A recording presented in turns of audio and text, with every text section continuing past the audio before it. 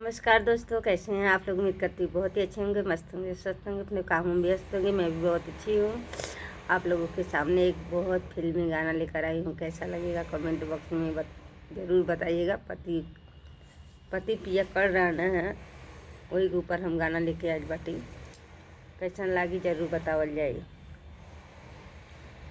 अच्छा लगी तो ज़्यादा से ज़्यादा आप लोग शेयर कर दिया जाए, और ज़्यादा से ज़्यादा चैनल पर आप लोग नया होई तो चैनल के लाइक सब्सक्राइब जरूर कर दिया जाए। ठीक बा, अच्छा लगी तो शेयर करिए।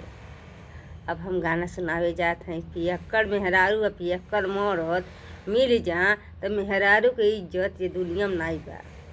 जेकर मरद अगर पियक्कड़ बाने वो मेहरारू के इज्जत पैसा भर के नहीं बा। अपन तो करबे करी, दूसरका वाला कही बा ऐसन बाड़ी वैसन बा। ठीक, तो उनका मरद निक रहे ना तो वो दूसरे के बहुत 55 बिरवा लगावेली। तो वही पर हम गाना लेके आइल बानी। जेकर मर्द पियक्कड़ रहे ना उनकर जिंदगी नाश हो जाला। तो चलल जाई, अच्छा लगी तो जरूर बतावल जाई।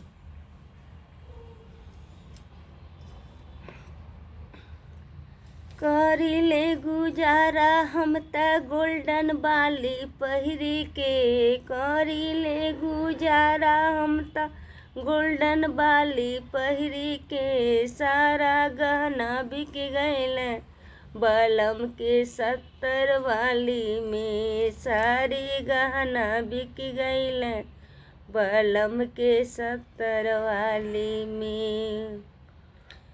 करिले गुजारा हम त गोल्डन बाली पहिरी के। करिले गुजारा हम त गोल्डन बाली पहिरी के। सारी गहना बिक गईल बलम के 70 वाली में। सारी गहना बिक गईल बलम के 70 वाली में।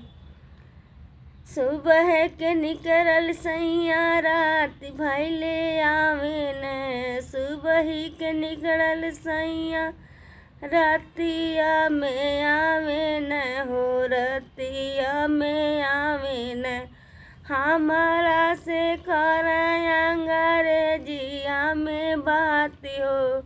हमारा से कर अंग्रेजिया में बाती हो। सारी गहना बिक गईल बलम के 70 वाली में।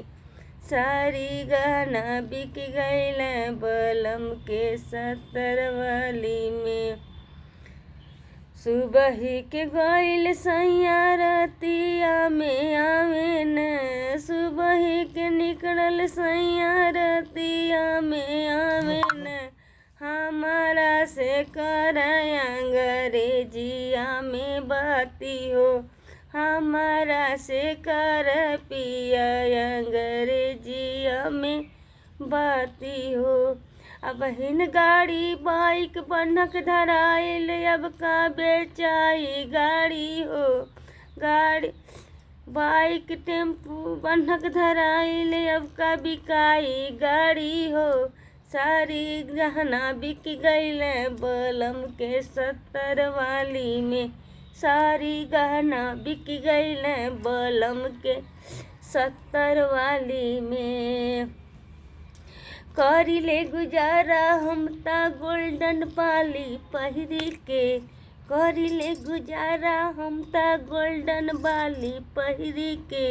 सारी गहना बिक गईल बलम के 70 वाली में। सारी गहना बिक गईल बलम के 70 वाली में। तो 70 जरूरी बा। मेहरी भी ला जा, लइका भी ला जा, घर दुआर बिक जा, सब कुछ बिक जा। बाकी मर्दन लोगन के हई जरूर चाहिए। ई नहीं रही न तो पागल बन के लोग घूमे लागी। ठीक, तो कैसन वीडियो लागल जाई आप लोग जरूर बतावल जाई। फिर मिलब अगले ब्लॉग में। Bye by.